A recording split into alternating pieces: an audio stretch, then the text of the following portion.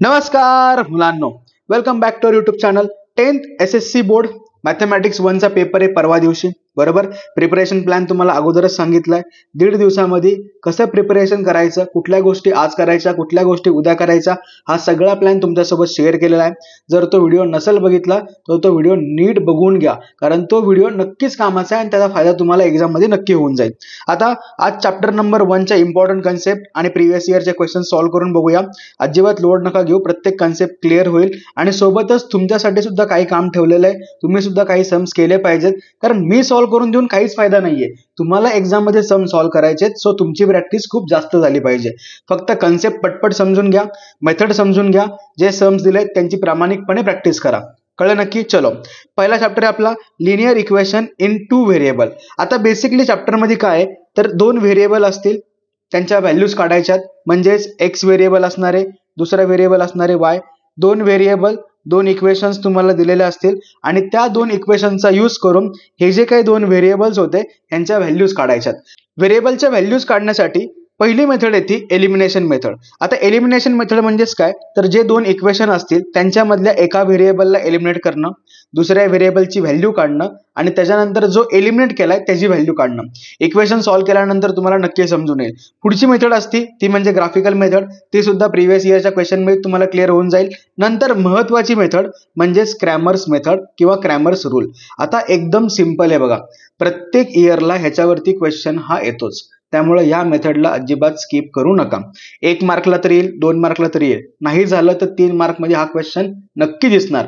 त्यामुळं नीट व्यवस्थित समजून घ्या. बघा, 2 इक्वेशन असतील, त्यांच्या पुढे जे कोइफिशियंट असतील त्यांना आपण B1, A1, C1 असं म्हणलं. सेम या ठिकाणी A2, B2, C2 म्हणलं.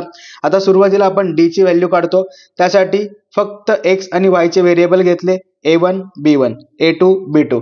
त्याच्यानंतर dx काढताना x वाल्या व्हेरिएबल वरती हात ठेवा किंवा x वाले व्हेरिएबल C1, C2 ने रिप्लेस करा, B1, B2 as it is. नंतर dy काढताना सेम जे y वाले होते त्यांच्या जागेवरती C1, C2, x ची जागा x च्या ठिकाणी ॲज इट इज. नंतर dx dy ची व्हॅल्यू आल्यानंतर आपण x आणि y च्या व्हॅल्यूज काढतो. नंतर महत्वाची गोष्ट आहे ती वर्ड प्रॉब्लेम मध्ये. वर्ड प्रॉब्लेम लिनियर इक्वेशनचे सॉल्व्ह करताना सगळ्यात पहिली गोष्ट आपल्याला 2 व्हेरिएबल घ्यायचे, हे पक्के डोक्यात ठेवा. त्यानंतर कुठल्या कंडिशनला x म्हणायचंय, कुठल्या कंडिशनला y म्हणायचंय तसे व्हेरिएबल अज्युम करा. नंतर ज्या 2 कंडिशन दिल्या असतील त्या 2 कंडिशननी इक्वेशन फॉर्म करायचंय. इक्वेशन फॉर्म झाल्यानंतर एलिमिनेशन किंवा क्रॅमर्स रूलने ते सॉल्व्ह करायचंय. असा एकंदरीत तुमचा फर्स्ट चॅप्टर आहे आणि त्या फर्स्ट चॅप्टरच्या मेथड्स आहेत. कळलं नक्की? चलो, आता डायरेक्टली प्रिव्हियस इयरचे क्वेश्चन्स घेऊ. ते ऑलरेडी सॉल्व्ह केलेले आहेत, तुम्हाला व्यवस्थित एक्सप्लेन करतो. प्रत्येक स्टेप व्यवस्थित समजून घ्या. बोर्डच्या आन्सर शीट वरतीच ते सॉल्व्ह केलेले आहेत. जर नाही समजलं तर पुन्हा व्यवस्थित बघा. चलो, आली आपली answer sheet. Linear equation in 2 variable. बघा, प्रिव्हियस इयरचे क्वेश्चन्स आहेत, त्याच्यामध्ये काही रिपीटेटिव्ह क्वेश्चन्स होते, ते तुम्हाला सॉल्व्ह करायला पण देणार आहे. अजिबात लोड घेऊ नका, फक्त व्यवस्थित व्हिडिओ बघा, व्यवस्थित कन्सेप्ट समजून घ्या. सुरुवातीला 2 मार्क्सचे क्वेश्चन बघू. क्वेश्चन 2 मध्ये विचारले जाणार आहे. बघा काय दिलं या ठिकाणी, इफ डिटर्मिनंट मध्ये 4, 5, M3 is equal to 22, find the value of M. एकदम इझी क्वेश्चन आहे बघा. आता जो क्वेश्चन दिला होता त्याच्या विथ रिस्पेक्ट टू आपल्याला सोल्युशन लिहायचंय. जे दिलं होतं डिटर्मिनंट तो ॲज इट इज घेतला. डिटर्मिनंट सॉल्व्ह कसा करतो आपण, क्रॉस मल्टिप्लाय करतो, म्हणून 4 into 3 आलं, 5 into M आलं, इज इक्वल टू काय होणार आहे 4 into 3 12, 5 into M 5M आला, बरोबर. आता त्यांनी डिटर्मिनंटची व्हॅल्यू किती सांगितलेली आहे, 22 सांगितली. सो ती गोष्ट सुद्धा मेन्शन केली. ते कुठून घेतलं आपण, तुम्ही दिलं होतं म्हणून गिवन लिहिलं. नंतर आपण ऑलरेडी व्हॅल्यू काढली, ह्याची व्हॅल्यू 22 होती, कम्पेअर केली, म्हणजेच 12 - 5M इज इक्वल टू 22. आता हा 12 या ठिकाणी प्लस होता, जो राईट साईडला येऊन काय होणार आहे मायनस होणार आहे, म्हणजेच 22 - 12 10 आलं. या साईडला -5 ॲज इट इज राहिला. आता M ची व्हॅल्यू काढायची आहे. हा जो 5 आहे हा मल्टिप्लाय आहे, सो -5 या ठिकाणी येऊन काय होणार आहे आता डिवाइड होऊन जाईल, म्हणजेच M ची व्हॅल्यू किती आली -2 आली. एवढा सिंपल सम एक्झामला विचारला जातं, त्यामुळे अजिबात लोड घेऊ नका. कळलं? नक्की समजलं? आता नेक्स्ट क्वेश्चन बघा, सेम डिटर्मिनंट वरतीच आहे, फक्त ह्याच्यामध्ये फ्रॅक्शन्स दिले होते. फ्रॅक्शन दिल्यामुळे काय घाबरून जायचं नाही, जो बेसिक रूल होता तोच, क्रॉस मल्टिप्लाय करायचंय. सोल्युशन लिहिलं, जे काही नंबर्स दिले होते ते डिटर्मिनंट मध्ये मांडले. आता क्रॉस मल्टिप्लाय करायचंय, म्हणजे 7/3 into 1/2, 7/3 into 1/2 केलं. नंतर 5/3 into 3/2, 5/3 into 3/2, 7 into 1 7, 3 2 6, minus sign as it is. 5 3 जा 15, नंतर 3 2 जा 6. डिनॉमिनेटर दोघांचा पण सेम आहे, सो न्यूमरेटरची ॲडिशन किंवा सबट्रॅक्शन आपण करू शकतो.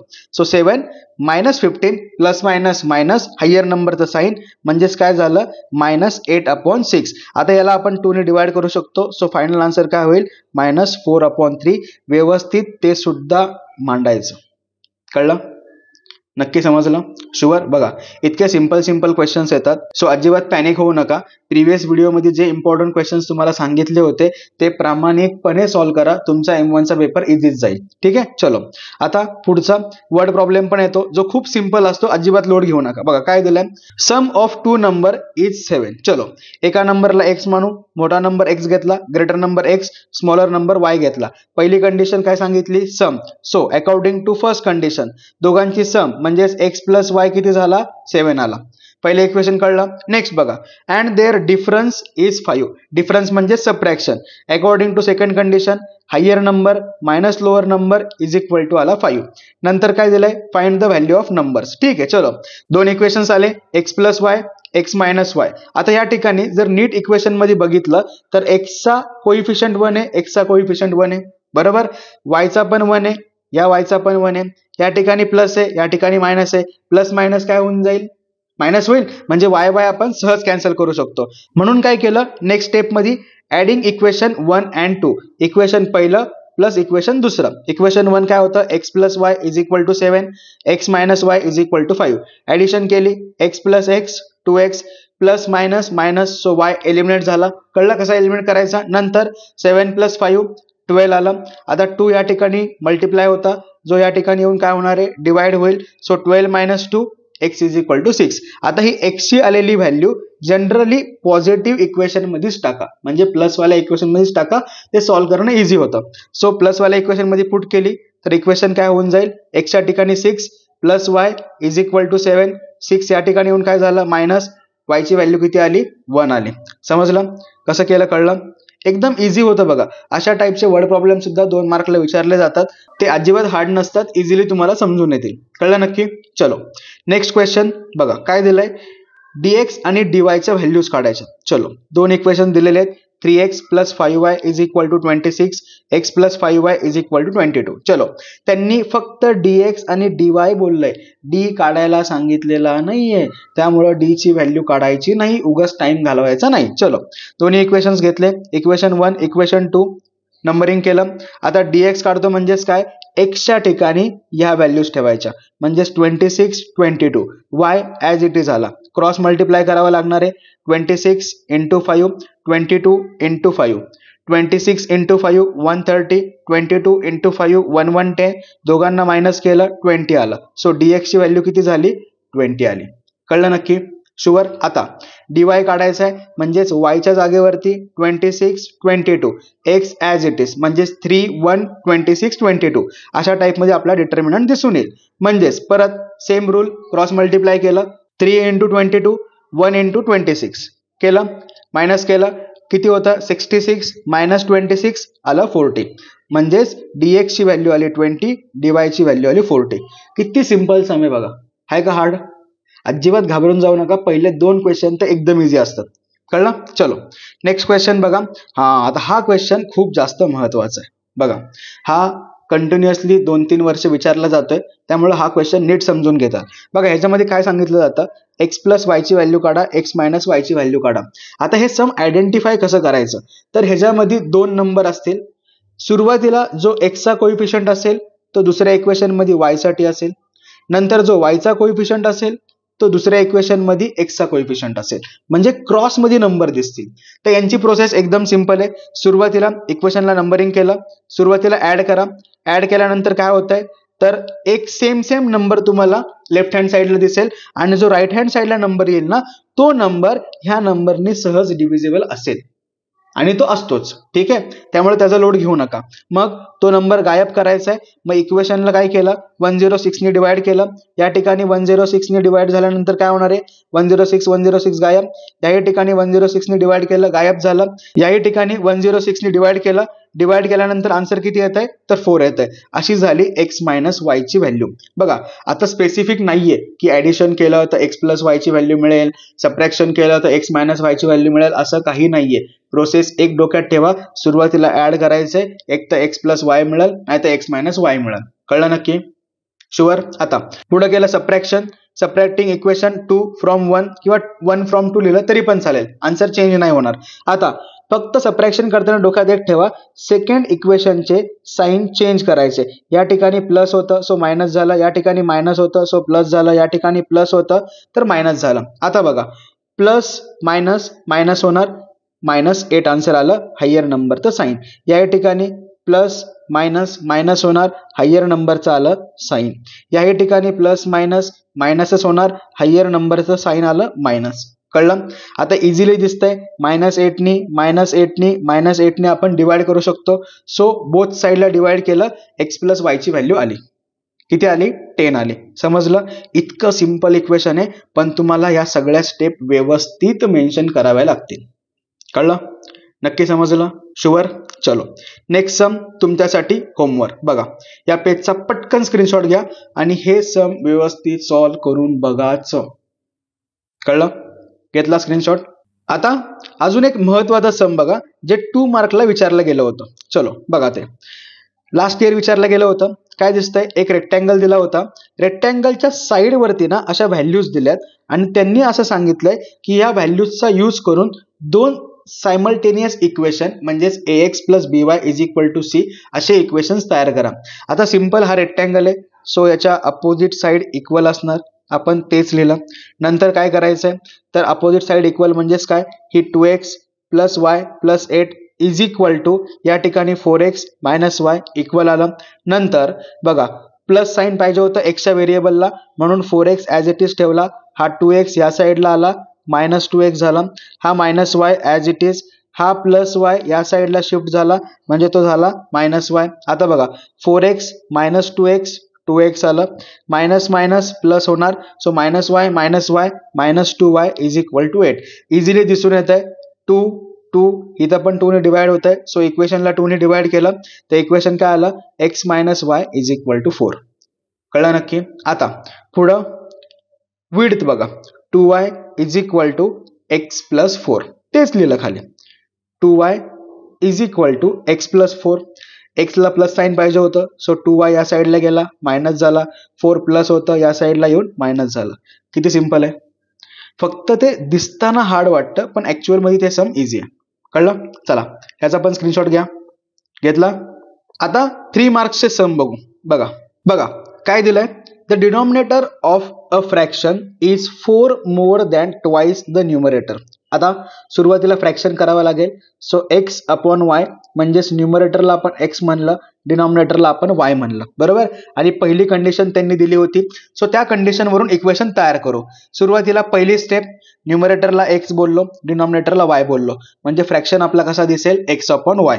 पहिली कंडिशन काय सांगितली होती, denominator of the fraction, denominator म्हणजेच y is 4 more than twice the numerator. न्यूमरेटरला ट्वाइस करा, त्याच्यामध्ये 4 ऍड करा म्हणजे तुम्हाला डिनॉमिनेटर मिळेल, असा त्याचा अर्थ झाला. परत एकदा ऐका, denominator of fraction y is 4 more than twice the numerator, म्हणजेच उलटा रीड करा, twice the numerator 4 more 4 add केले मग आपल्याला काय मिळतोय, डिनॉमिनेटर मिळतोय. आता कळलं इक्वेशन कसं आलं? कळलं? मी उलटा रीड केलं बघा, ट्वाइस द न्यूमरेटर केला, 4 ऍड करा केले, तिथून आपल्याला डिनॉमिनेटर मिळतोय. समजलं? नक्की? असं झालं पहिलं इक्वेशन. आता सेकंड कंडिशन काय दिली, डिनॉमिनेटर बिकम 12 टाइम्स न्यूमरेटर. कधी? If both numerator and denominator reduce by 6. म्हणजेच आपल्याला सुरुवातीला 6 ने रिड्यूस करावे लागतील, रिड्यूस केलं, बरोबर. नंतर काय सांगितलंय, डिनॉमिनेटर बिकम 12 टाइम्स. डिनॉमिनेटर हा होता, डिनॉमिनेटर बिकम 12 टाइम्स काय, न्यूमरेटर. झालं इक्वेशन. सिंपल आहे. कळलं? बघा त्याच गोष्टी खाली लिहिल्या. काय, according to second condition denominator become 12 times the numerator if both reduce by 6. दोघांना 6 ने रिड्यूस केलं, त्याच्यानंतर डिनॉमिनेटर बिकम 12 टाइम्स, हा न्यूमरेटर आहे, 12 टाइम्स म्हणजे 12 ने मल्टिप्लाय केलं, मग काय होऊन जाईल 12 into X 12x 12 into 6 72 minus sign as it is, y minus 6 left hand साईडला ॲज इट इज आला. आता हा y या साईडला आला तर काय होईल मायनस होईल, म्हणजेच 12 मायनस y झालं. सेम वे मध्ये 72 या साईडला गेला तर तो प्लस होऊन जाईल. आता या ठिकाणी काय झालंय, जे व्हेरिएबल्स होते ते लेफ्ट साईडला लिहिलेत त्यामुळे कन्फ्युजन होतंय. नीट बघा काय केलंय बघा, y या साईडला आला म्हणजे काय होऊन जाणार आहे 12x मायनस y बरोबर. नंतर 72 या साईडला गेला म्हणजेच तो प्लस झाला 72 मायनस 6. तीच गोष्ट आहे, फक्त ह्या ठिकाणी काय केलं, जी राईट हँड साईड होती ना ती लेफ्ट हँड साईडला मेन्शन केली, कारण इक्वेशन मध्ये व्हेरिएबल लेफ्ट हँड साईडला असतात. जे कॉन्स्टंट होते त्याची व्हॅल्यू आपण राईट हँड साईडला मेन्शन केली. मग इक्वेशन काय झालं 12x minus y is equal to 66. बघा दोन्ही इक्वेशन्स तुम्हाला काढून दिले. आता तुमचं काम या इक्वेशन्सला सॉल्व्ह करा आणि तो फ्रॅक्शन काय होता ते कमेंट मध्ये नक्की सांगा. कळलं. बघा मी मेन सम तुम्हाला सॉल्व्ह करून दिलंय, इथून पुढं पटकन सॉल्व्ह करा, कन्सेप्ट क्लिअर करा, मेथड पक्की करा, म्हणजे एक्झामला फायदा होऊन जाईल. कळलं नक्की. चलो नेक्स्ट सम परत एकदा काय दिलंय ग्राफिकल मेथड. आता बऱ्याच जणांना ग्राफिकल मेथड हार्ड जाते. एक सिंपल प्रोसेस सांगतो, नीट लक्ष द्या. पहिलंच इक्वेशन घेऊया आणि त्याच्यानुसार पॉइंट काढूया. इक्वेशन आपल्याला अशा फॉर्म मध्ये दिलेलं असेल. सगळ्यात पहिली गोष्ट काय करायचं तर दोघांपैकी एका व्हेरिएबलला राईट हँड साईडला शिफ्ट करायचं. आता मी काय केलं या ठिकाणी x ला राईट हँड साईडला शिफ्ट केला. त्याच्यानंतर y ची व्हॅल्यू काढली, 3 मल्टिप्लाय होता सो डिवाइड आला. आता ह्या ठिकाणी काय रिअलाइज होतंय तर बघा y ची व्हॅल्यू कशी निघेल, ज्या वेळेला न्यूमरेटर मध्ये जो नंबर असेल तो 3 ने डिव्हिजिबल पाहिजे. 3 ने डिव्हिजिबल म्हणजेच काय, एकतर 3 पाहिजे, 6 पाहिजे किंवा 9 पाहिजे. बरोबर नक्की. चला आता 7 मधून कुठला नंबर मायनस करू म्हणजे यांच्यापैकी नंबर येईल. 1 मायनस केला तर येत आहे. चला तेच केलं. x ची व्हॅल्यू काय गेली 1 घेतली, 7 मायनस 1 किती आलं 6 अपॉन 3, y ची व्हॅल्यू भेटली. पॉईंट मध्ये येतं ना तुमचं, आता आलं का पॉईंट मध्ये, नाही आलं. पुढे बघा 7 मधून काय करायचंय, अजून एक व्हॅल्यू चेक करायची आहे. 1 नी करून झालं, 2 नी केलं तर 5 येत आहे, नाही होत आहे. 3 नी करा किती होते 4 येते, नाही होते. नंतर 4 ने करा, 7 मायनस 4 3 म्हणजे 3 ने डिव्हिजिबल होते. केली व्हॅल्यू पुट, आली y ची व्हॅल्यू. सिंपल आहे नक्की. आता अजून काय करता येईल, प्लसच्या व्हॅल्यू झाल्या, आता मायनस ट्राय करूया. बघा जर -2 पुट केलं तर काय होईल 7 मायनस -2 म्हणजेच 7 प्लस 2 9 9 हा 3 ने डिवाइड होतो. तेच केलं पुढं, बघा आली व्हॅल्यू आली 9 अपॉन 3 म्हणजे y ची व्हॅल्यू किती आली 3 आली. अजून एक गोष्ट बघा, आता हे मायनस साठी झालं, पुढची एक व्हॅल्यू अजून करू शकतो. -5 घ्या, काय होऊन जाईल 7 प्लस 5 12 12 हा 3 ने डिवाइड होतो. बस -5 घेतलं, 7 प्लस 5 12 12 अपॉन 3 y ची व्हॅल्यू आली 4. इझी आहे का नाही, काहीतरी अवघड आहे का, नाही ना. सेम या प्रोसेसनीच ग्राफिकलचे जे काही प्रॉब्लेम्स आहेत ते सॉल्व्ह करा. व्हेरिएबल असेच काढा, एकदम इझी मेथड आहे बघा. कळलं नक्की, समजलं. आता एक इक्वेशन तर मी सॉल्व्ह केलं बरोबर. आता तुमचं काम तुम्ही दुसरं इक्वेशन सॉल्व्ह करायचं. कळलं. पटकन या पेजचा स्क्रीनशॉट घ्या. घेतला. मेथड एकदम पक्की डोक्यात ठेवा, 1-2 वेळा रिवाइज करा, नक्की समजून येईल. त्याच्यानंतर अशा टाइप मध्ये तुम्हाला टेबल फॉर्म करायचा आहे. जनरली ग्राफ प्लॉट करताना 4 व्हॅल्यूज काढा. 3 व्हॅल्यूज वरती ग्राफ प्लॉट करू नका, 4 व्हॅल्यूज काढा, इझी जाईल. कळलं. अशा टेबल फॉर्म मध्ये नंतर आपल्याला मांडायचंय, एक्झाम मध्ये टेबल पण काढतात. आता जे इक्वेशन होतं हे सेकंड वाला इक्वेशन होतं. अजून काम सिंपल केलं बघा. मी काय केलं या ठिकाणी y घेतला, हा जो 2x होता तो इकडे येऊन काय झाला मायनस झाला. आता इथं नंबरच नाही, कुठलाही नंबर घ्या, करता येईल ना. बघा ना, जर समजा x ची व्हॅल्यू 1 घेतली तर काय होईल -1 -2 -3 आला. इझी आहे नक्की, इझी आहे. कळलं कसं करायचं समजतंय. आता हे इक्वेशन व्यवस्थित सॉल्व्ह करा, व्यवस्थित. आणि ह्याचा आन्सर पण तुम्हाला सांगतो, -2 -3 या पॉइंट वरती त्या 2 लाईन अशा इंटरसेक्ट होतील. इंटरसेक्टिंग पॉइंट असेल x साठी -2 आणि y साठी -3. नक्की ग्राफ पेपर वरती सॉल्व्ह करून बघताल. एक्झामला दिवस कमी आहेत, प्रॅक्टिस ही झालीच पाहिजे. आणि अजून पक्की करण्यासाठी हे सुद्धा इक्वेशन घ्या. आता हा क्वेश्चन 4 मार्कला आला होता बघा. किती 4 मार्क्सला. जीव तरी आहे का, नाहीये. पण त्यासाठी जे मी आधी बोललो हे तुम्हाला आलं पाहिजे. कळलं?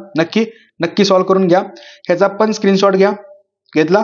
चला आता थोडेसे वर्ड प्रॉब्लेम्स बघूया. बघा काय दिलंय, sum of present ages of Manish and Savita is 31 years. ठीक आहे, मनीषला एक्स घ्या, सविताला वाय घ्या. मनीषला एक्स इयर घेतलं, सविताला वाय इयर घेतलं. पहिली कंडिशन ऍड करा. पहिल्या कंडिशन नुसार लिहिलं, दोघांची सम येते 31. पहिले इक्वेशन तयार, खतम. नेक्स्ट काय दिलंय, 3 years ago. Okay, 3 years ago म्हणजे दोघांचं वय 3 इयरनी मायनस करायचं. करा.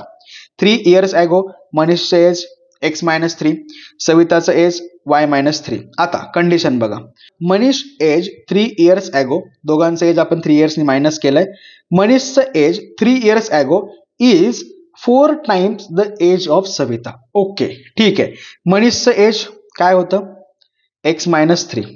हे काय, 4th टाइम कुणाच्या, सविताच्या एजच्या. सविताच्या एज काय होतं, Y minus 3, Y minus 3. 4th time म्हणजे इंटू 4 झालं.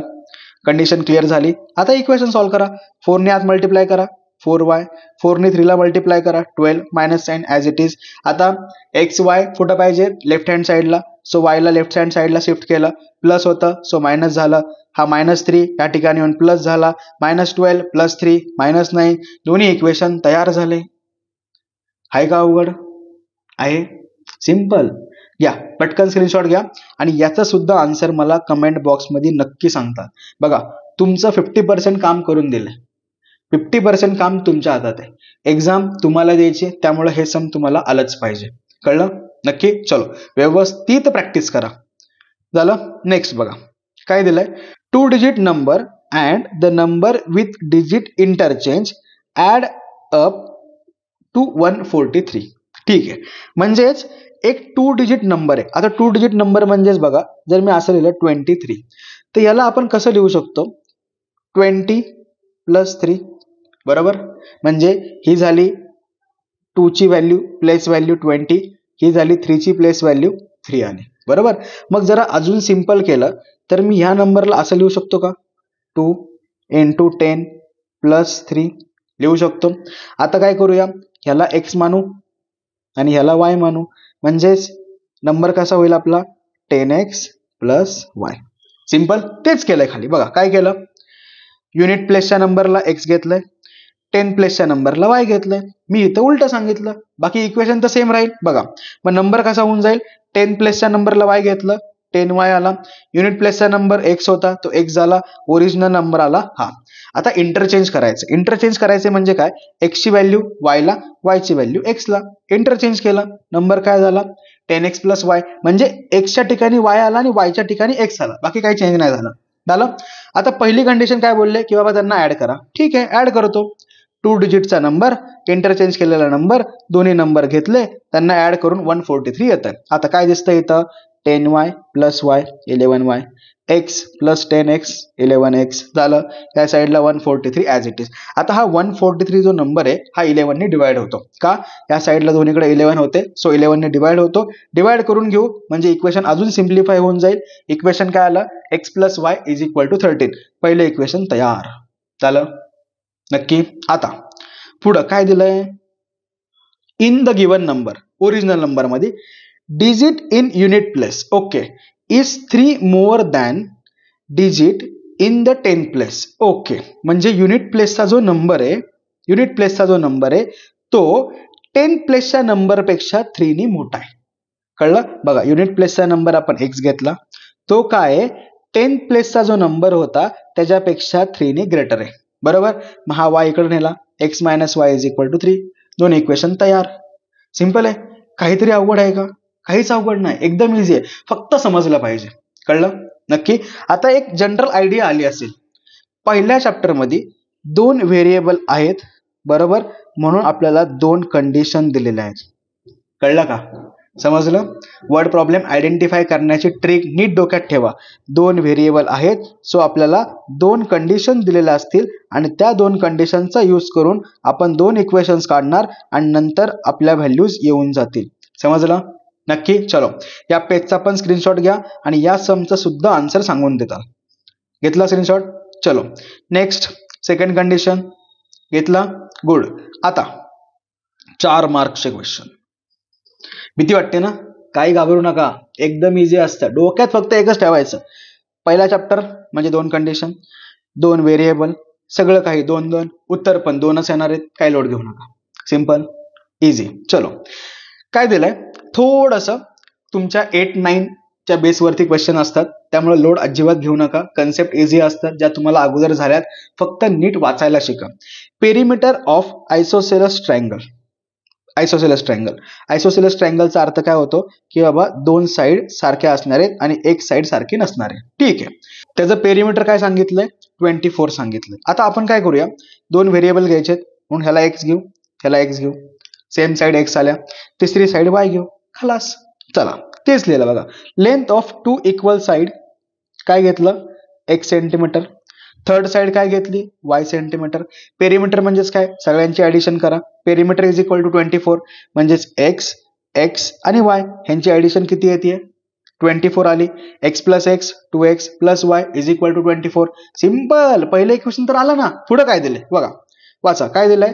The length of the congruent side म्हणजे ही x वाली, ठीक आहे, is 13 centimetre less than twice the length of base. Okay, 13 centimetre less आहे, 13 सेंटीमीटर लेस आहे कुणाच्या, ट्वाइस द बेस, म्हणजे बेसला ट्वाइस करा, 13 मधून मायनस करा, म्हणजे तुम्हाला कॉन्ग्रुएंट साइड येऊन जाईल. कळलं, नाही कळलं, परत एकदा बघा. काय सांगितलं, लेंथ ऑफ कॉन्ग्रुएंट साइड म्हणजेच x. काय बोललंय त्यांनी, is 13 less than, 13 less than कुणाच्या, twice the length of base. Base काय होता, y. झालं, सिंपल. बघा, तीच गोष्ट खाली मेन्शन केली.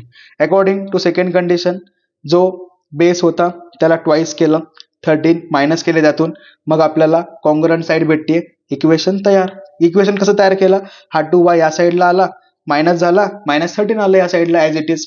कळलं, आता सॉल्व्ह करता येईल. 4 मार्काचा सम आहे बघा. काहीतरी जीव आहे याच्यात, काहीच नाहीये, अजिबात हार्ड नसतो पेपर, फक्त समजून घेता आलं पाहिजे.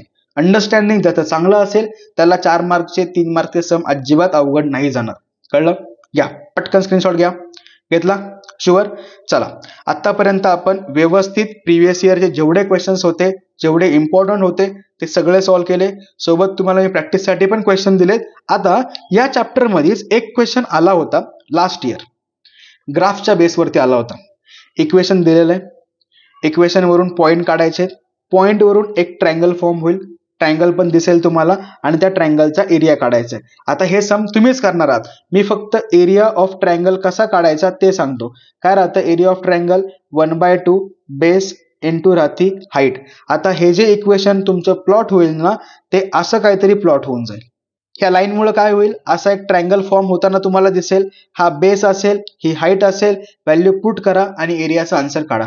कळलं, बघा प्रॅक्टिससाठी पण तुम्हाला क्वेश्चन्स दिलेत, ते प्रामाणिकपणे सॉल्व्ह करा. नक्की याचा फायदा तुम्हाला एक्झाम मध्ये होईल.